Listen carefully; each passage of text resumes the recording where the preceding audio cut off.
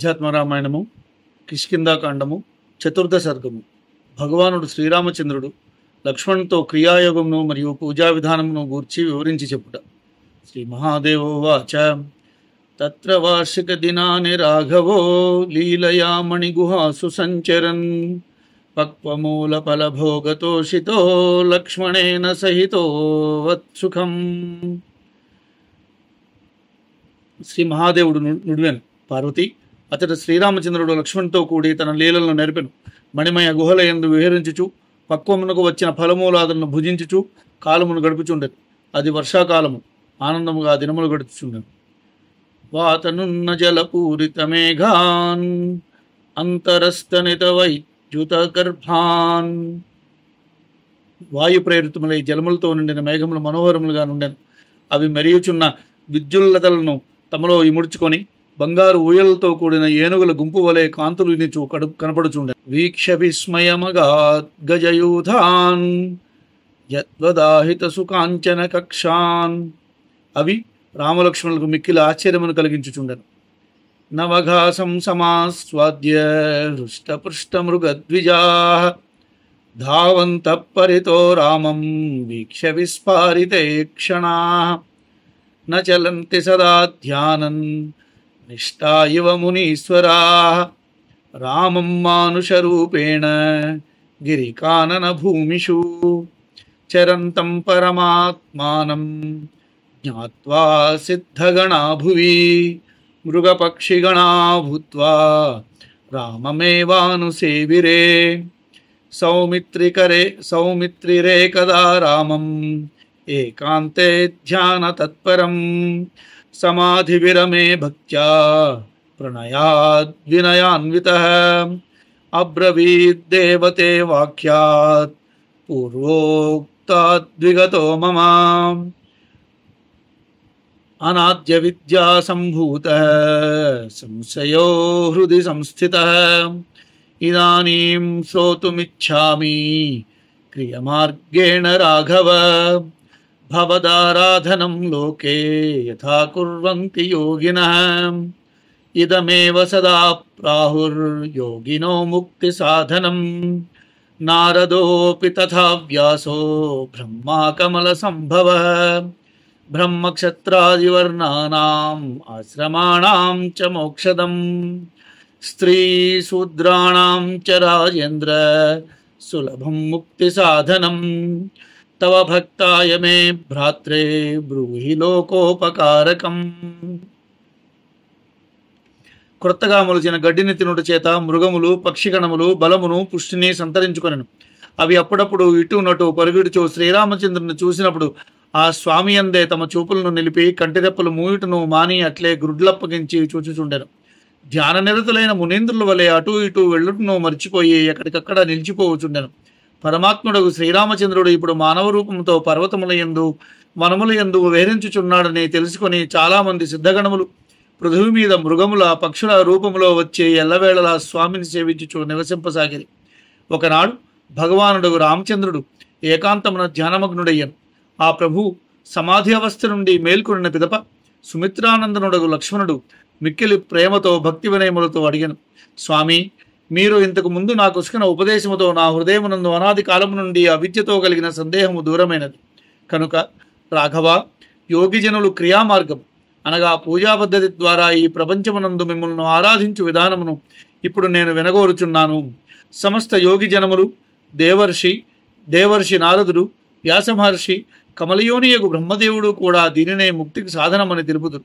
ప్రభు, బ్రాహ్మణ క్షత్రియ మొదలగు వర్ణముల వారికి బ్రహ్మచర్యము గార్హస్యము మొదలగు ఆశ్రమలను పాటించు వారికి ఇదియే మోక్షమునకు సాధనం. స్త్రీలకు శూద్రులకు కూడా దీనిని సాధన చేయుటతోడనే సులభంగా ముక్తి ప్రాప్తించగలదు. కనుక ప్రభు, నేను మీ భక్తుడును సోదరుడును కనుక నీవు లోకమునకు ఉపయోగపడినట్టు సాధనమును నాకు వివరించి తెలుపమని ప్రార్థించను. శ్రీరామ ఉవాచ మమ పూజా విధానస్య నాంతోస్తి రఘునందన తథాపి వక్షే సంక్షేపాత్ యథా వదను పూర్వశః. శ్రీరాముడు ఇట్లను, రఘునందన, నా పూజా విధానమునకు ఇది ముగింపు అనగా పరిపూర్ణ సీమ అని లేదు. ఆయనను సంక్షేపముగా అనుపూర్వితో అనగా తొలి అంశంతో మొదలెటి క్రమమును పాటించుట వివరించదు. స్వగృహోక్త ప్రకారేణ ద్విజత్వం ప్రాప్య మానవ సకాశాత్ సద్గురోర్మంత్రం లబ్ధ్వా మద్భక్తి సంయుత తేన సందర్శిత విధిర్మావే తేన సందర్శిత విధిర్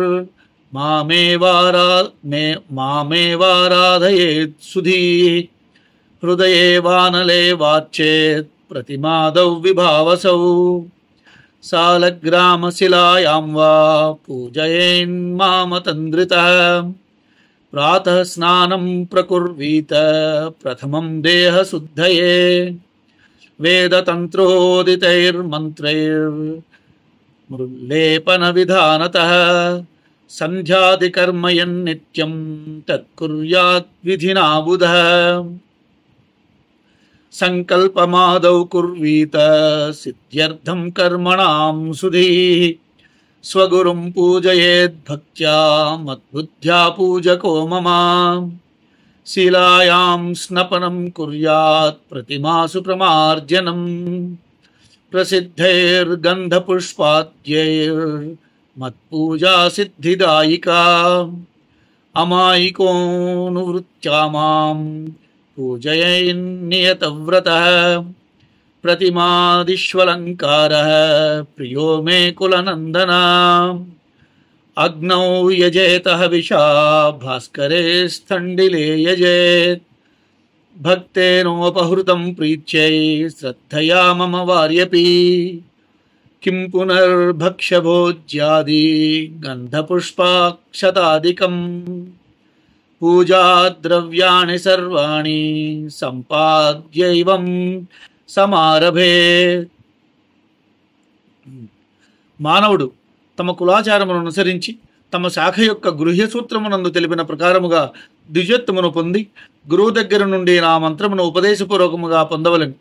ఆయన చెప్పిన విధానమున భక్తిపూర్వకముగా బుద్ధిమంతుడై హృదయమునందు గాని అగ్ని యందు గాని ప్రతిమాదుల యందు గాని సూర్యుని యందు గాని నన్నే భావించుచు ఆరాధించవలెను.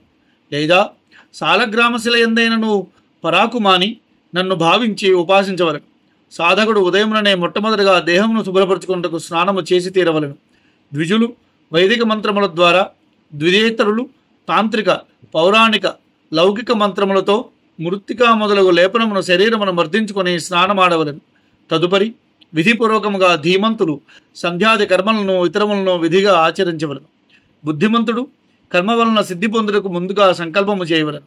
తరువాత తన గురువును ఆచార్యుని భగవద్భావముగా భావించి భక్తితో పూజించవలెను. భగవద్ విగ్రహము శిలారూపమైనచో దానికి స్నానమును లేక ప్రతిమారూపమునున్నచో మార్జనమును చేయవలెను. ప్రకృష్టముగా దొరుకునట్టి గంధపుష్పాదులతో చేయునట్టి నా పూజ సత్ఫలితములను ప్రసాదించును. మానవుడు నిర్మల హృదయుడై మాయాప్రభావమున పడక గురూపదిష్టమగు రీతిని నియమబద్ధుడై నన్ను పూజింపవలెను. రఘుకుల నందన, ప్రతిమాదులకు చేయు అలంకారము నాకు ఎంతయో ప్రియమైనది. అగ్నియందు ఆహుతులను సమర్పించుట ద్వారా నన్ను పూజింపవలెను. అట్లే స్థండిలమును ఏర్పరిచి అందు సూర్యుని ఆకృతిని లేదా యంత్రమును లిఖించి నన్ను పూజింపవచ్చు.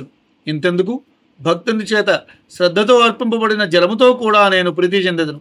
అట్లయినా భక్ష్యభోజ్యాదులు గంధపుష్ప అక్షాదులతో పూజించినతో వేరుగా చెప్పవలేనా? కావున అన్ని రకములకు పూజాద్రవ్యములను సేకరించుకుని నా ఆరాధనను ప్రారంభించవలను. శైలాజినకుశై సమ్యక్ ఆసనం పరికల్పయేత్ తత్రోపవిశ్య దేవస్య సమ్ముఖే శుద్ధమానసః తతోన్యాసం ప్రకుర్వీత మాతృకా బహిరాంతరం కేశవాది తతః కుర్యాత్ తత్వన్యాసం తతః పరం మన్మూర్తి పంజరన్యాసం మంత్రన్యాసం తతోన్యసేత్ ప్రతిమాదావపి తథా కుర్యాన్నిత్యమతంద్రితః కలశం స్వపురో వామే క్షిపేత్ పుష్పాది దక్షిణే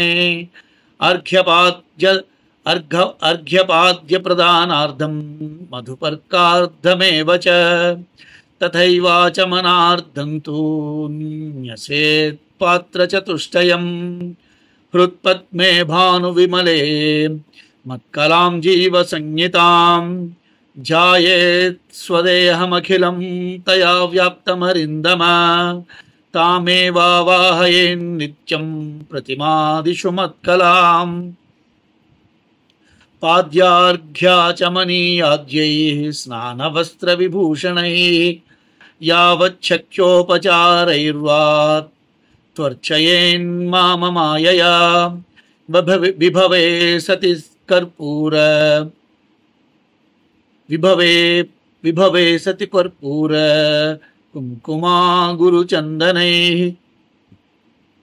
అర్చయేన్మంత్రవన్నిత్యం సుగంధకుసుమైః శుభైః దశావరణపూజాం వై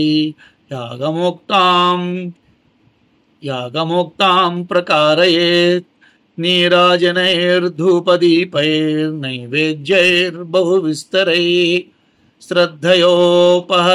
శ్రద్ధయోపహరేన్నిత్యం శ్రద్ధాభుగహమీశ్వరः హోమం కుర్యాత్ ప్రయత్నేన విధినా మంత్రకోవిదః అగస్త్యేనోక్తమార్గేణ కుండేనాగమవిత్తమః జుహ్యాన్మూలమంత్రేణ పుంసూక్తేనాథవా బుధః. ఇప్పుడు పూజా విధానమును గురించి తెలిపేదను.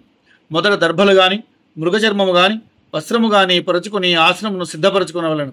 దానిపై భగవంతునికి ఎదురుగా కూర్చుండి పరిశుద్ధముకు అంతరాత్మతో బహిర్మాతృకాన్యాసము అంతర్మాతృకాన్యాసము ఆ తర్వాత కేశవాది 24 నామములతో న్యాసము చేయవలను. అటు పిమ్మట తత్వన్యాసమును చేయవలను. అనంతరము విష్ణు పంజరమున చెప్పబడిన రీతిలో నా మూర్తికి పంజరన్యాసము తర్వాత మంత్రన్యాసము ఆచరించవలను.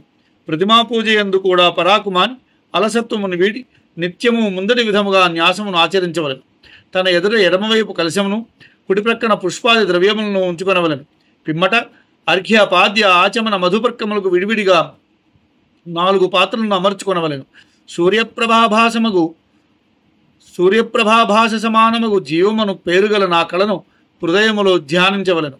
తన దేహము ఆ కళ చేత పరివ్యాప్తమై ఉన్నట్లుగా భావించుచు ధ్యానము చేయవలను. ప్రతిమాదుల యందును అదే కళను ఆవాహనము చేయవలను. నిష్కపట బుద్ధితో పాద్యము అర్ఘ్యము ఆచమనీయము మొదలుగునవి స్నాన వస్త్ర విభూషణాదులతోనూ యథాశక్తి ఉపచారములతోనూ పూజింపవలెను. శక్తి ఉన్నవడెల పచ్చకర్పూరము కుంకుమ పువ్వు అగరు చందనములతో శుభప్రదముగు పరిమళ పుష్పములతో మంత్రపూర్వకముగా నిత్యము అర్చన చేయవలను. విశేషించి విరివిగల ధూపదీపములతో నైవేద్యములతో నీరాజనముతో ఆగమశాస్త్రమునందు ప్రతిపాదించబడిన దశావరణ పూజను చేయవలను. నిత్యము శ్రద్ధతోడ మాత్రమే సమస్త పదార్థములను నివేదన చేయవలను. పరమాత్ముడు నాకు నేను శ్రద్ధచే వసంగబడిన పదార్థములనే భుజించువాడను. ప్రయత్నపూర్వకముగా విధిపూర్వకముగాను మంత్రకోవిదులు మాత్రమే హవనము చేయవలను. ఆగమనములను బాగుగా ఎరిగిన బుద్ధిమంతుడకు సాధకుడు అగస్త్య మహర్షి చెప్పిన విధముగా హోమకుండమును నిర్మించి పూజించవలను. అథవ ఉపాసనాగ్నౌ వా చరుణాః విషా తథా తప్తజాంబూనద ప్రఖ్యం దివ్యాభరణభూషితం ధ్యాయేదనలమధ్యస్థం హోమకాలే సదా బుధః పార్షదేభ్యో బలిం దత్వా హోమశేషం సమాపయేత్ తతో జపం ప్రకుర్వీత ధ్యాయేన్మాం యతవాక్ స్మరన్ ముఖవాసం చ తాంబూలం దత్వా ప్రీతి సమన్వితః మదర్థే నృత్యగీతాది స్తుతి పాఠాదికారయేత్ ప్రణమేద్దండవద్భూమౌ హృదయే మాం నిధాయ చ శిరస్యాధాయ మద్దత్తం ప్రసాదం భావనామయం పాణిభ్యాం మత్పదే మూర్ధ్ని గృహీత్వా భక్తి సంయుతః రక్ష మాం ఘోర సంసారాత్ ఇత్యుక్త్వా ప్రణమేత్ సుధీః ఉద్వాసయేత్ యథా పూర్వం ప్రత్యగ్జ్యోతిషి సంస్మరన్ ఏవముక్త ప్రకారేణ పూజయేద్ విధివద్యది ఇహాముత్ర చ సంసిద్ధిం ప్రాప్నోతి మదనుగ్రహాత్ మద్భక్తో యది మామేవం పూజాం చైవ దినే దినే కరోతి మమ సారూప్యం ప్రాప్నోత్యేవ న సంశయః ఇదం రహస్యం పరమం చ పావనం మయైవ సాక్షాత్ కథితం సనాతనం. గురూపదిష్టమగు మూలమంత్రముతో గాని పురుష సూక్తంతో గాని హోమమును చేయవలను. ఇటులా కాకుండా అగ్ని ఉపాసకుడైన ధీమంతుడు ఔపాసనాగ్నియందు గాని లౌకికాగ్నియందు గాని చరువును హవిస్సును సమర్పించుచు హోమము చేయవలను. హోమము చేయనప్పుడు యాజకుడు హోమాగ్నియందు యజ్ఞపురుషుని రూపములో తప్తకాంచన వర్ణుడు దివ్యాభరణ భూషితులకు పరమాత్మను సదా ధ్యానించవలెను. పార్షదులకు బలిహరణమునర్చి హోమశేషమును పూర్తిగా వింపవలెను. తదనంతరము మౌనమును వహించి నన్ను ధ్యానించవలెను. నా స్మరణ చేయుచు మనములో నన్ను జపించవలెను. తదుపరి ప్రీతిపూర్వకముగా ముఖమునకు సువాసన కలిగించునట్టి కర్పూరాదియుక్తమైన తాంబూలమును నాకు సమర్పించవలెను. నృత్యమును గానములను స్తోత్రపాఠములను నా కొరకు చేయించవలెను. హృదయమునందు నా మనోహరమూర్తిని నిలిపి భూమి మీద దండము వలె సాగిలపడి సాష్టాంగ ప్రణామము చేయవలెను. నాచే ఇవ్వబడినదని భావించిన ప్రసాదమును ఇది భగవత్ ప్రసాదము అను తలంపుతో శరమును దాల్చవలెను. భక్తిభావ విహ్వలుడై నా చరణములను తన మస్తకమున ధరించి, హే ప్రభు, ఈ భయంకరమైన సంసారము నుండి నన్ను రక్షింపుము అని పలికి నాకు నమస్కరింపవలెను. తదుపరి బుద్ధిమంతులైన ఉపాసకులు ప్రతిమయందు ఆవాహనము చేయబడిన జీవకళను తిరిగి అది నాయందే ప్రవేశించినది అని భావించుచు విసర్జన చేయవలెను. అనగా ముందు తన హృదయకమలమునందు జీవకళను ప్రతిమయందు ఆవాహనము చేసినట్లు తిరిగి ఆ జీవకళయందే నేను చేరితిని అనుభావముతో ధ్యానింపవలనని తాత్పర్యం. ఇట్లు వివరించిన ప్రకారము యథావిధిగా నన్ను పూజించిన ఎడల నా అనుగ్రహము చేత ఐహిక ఆముష్మిక లోకముల సుఖ సంసిద్ధిని మానవుడు పొందగలడు. మానవుడు నా భక్తుడై నన్నే ప్రతి దినమును పూజించిన ఎడల నిస్సంశయముగా నా సారూప్య మోక్షమును పొందియే తీరును. ఇది అత్యంత రహస్యమైనది, ఉత్కృష్టమైనది, పావనము, అతి పురాతనమైనది, నాచే స్వయముగా వివరింపబడినది. దీనిని నిరంతరము పఠించినను లేక విన్నను అతడు నిస్సంశయముగా సర్వవిధములకు పూజ వలన లభించు ఫలమును పొందును అనట్లో సందేహము లేదు. పఠత్యజస్రం యది వా శృణోతి యః పఠత్యజస్రం యది వా శృణోతి యః స పూర్వపూజా ఫలభాంగ్య సంశయః. ఏవం పరాత్మా శ్రీరామః క్రియాయోగమనుత్తమం పృష్టప్రాహ స్వభక్తాయ శేషాంసాయ మహాత్మనే. పునః ప్రాకృతవత్ రామో మాయామాలంబ్య దుఃఖితః హాసీతేతి వదన్నైవ నిద్రాం లేభే కథంచన. ఏతస్మిన్నంతరే తత్ర కిష్కింధాయాం సుబుద్ధిమాన్ హనుమాన్ ప్రాహ సుగ్రీవం ఏకాంతే కపినాయకం. శృణురాజన్ ప్రవక్ష్యామి తవైవ హితముత్తమం. రామేణ తే కృత పూర్వం ఉపకారో హ్యనుత్తమః. కృతజ్ఞవత్వయా నూనం విస్మృత ప్రతిభాతి మే. త్వత్కృతేన హతో వాలి వీరస్త్రైలోక్య సమ్మతః. రాజ్యే ప్రతిష్ఠితోసి త్వం తారాం ప్రాప్తోసి దుర్లభాం. స రామః పర్వతస్యాగ్రే భ్రాత్రా సహ వసత్సుధీః.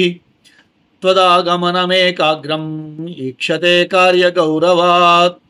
త్వం తు వానరభావేన స్త్రీసక్తో నావబుధ్యసే. కరోమీతి ప్రతిజ్ఞాయ సీతాయాః పరిమార్గణం. న కరోషి కృతజ్ఞస్త్వం హన్యసే వాలివద్ధృతం. హనుమద్వచనం శ్రుత్వా సుగ్రీవో భయవిహ్వలః. ప్రత్యువాచ హనుమంతం సత్యమేవ త్వయోదితం. శీఘ్రం కురు మమాజ్ఞాం త్వం వానరాణాం తరస్వినాం. సహస్రాణి దశేదానీం ప్రేషయాసు దిశో దశ. ఈ విధముకు పరమాత్మయగు శ్రీరాముడు అత్యుత్తమగు క్రియాయోగమును గురించి ప్రశ్నించబడి మహాత్ముడును శేషాంశ సంభూతును తన భక్తుడు లక్ష్మణునకు చక్కగా వివరించి చెప్పాడు. తదుపరి తన మాయా ప్రభావమును అవలంబించి సాధారణ మానవుని వలె దుఃఖించుచు హా సీత సీత అనుచు పలుకుచునే ఉండి రాత్రి అంత గడిపివేయి. కానీ అతనికి ఎంత మాత్రము నిద్ర వచ్చేది కాదు. ఈ సమయముననే కిష్కింధా నగరమున బుద్ధిమంతుడుగు హనుమంతుడు కపినాయకుడు సుగ్రీవుని ఏకాంతమును సందర్శించి ఇట్లు చెప్పెను. రాజా వినుము, నీకు హితమును కలిగించినట్టు ఉత్తమమైన మాట నేను చెప్పేదను. చూడుము, ఇంతకు ముందే రాముడు నీకు అత్యంత ఉత్తమమగు ఉపకారమును చేసి ఉండెను.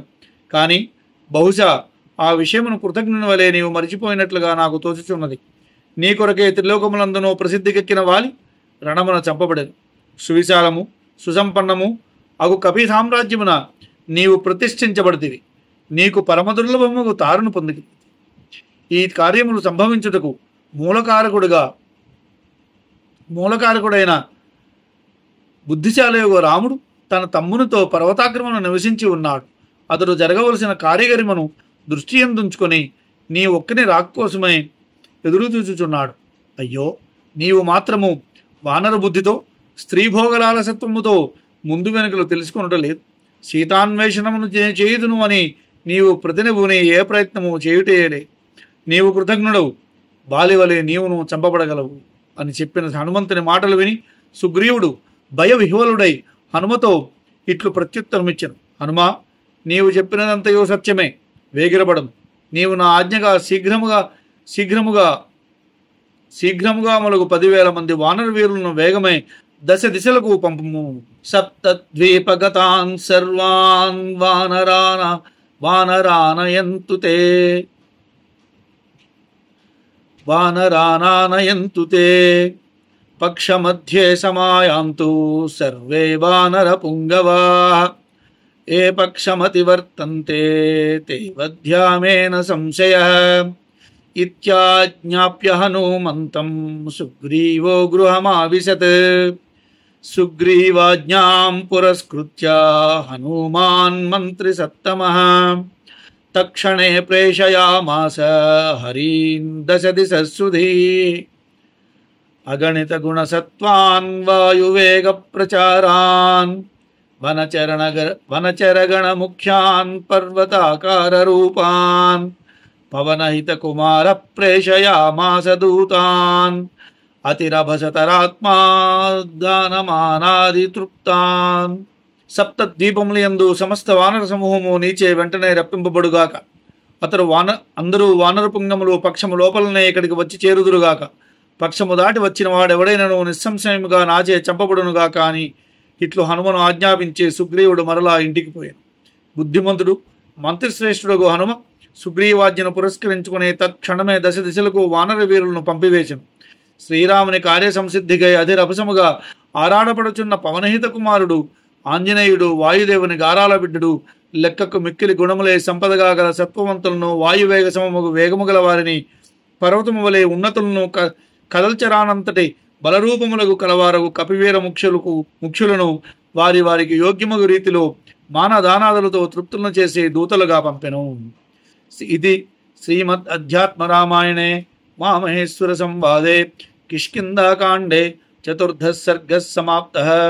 ఇది శ్రీమద్ అధ్యాత్మ రామాయణమునందలి శ్రీ ఉమామహేశ్వర సంవాద రూపమున కిష్కింధాకాండమునందు 4వ సర్గము సమాప్తము. 5వ సర్గము శ్రీరామ విలాపము. లక్ష్మణుడు కిష్కింధా నగరమునకు వెళ్ళుట. శ్రీ మహాదేవ ఉవాచ రామస్తు పర్వతస్యాగ్రే మణిసానౌ నిశాముఖే సీతా విరహయం శోకం అసహన్నిదమబ్రవీత్.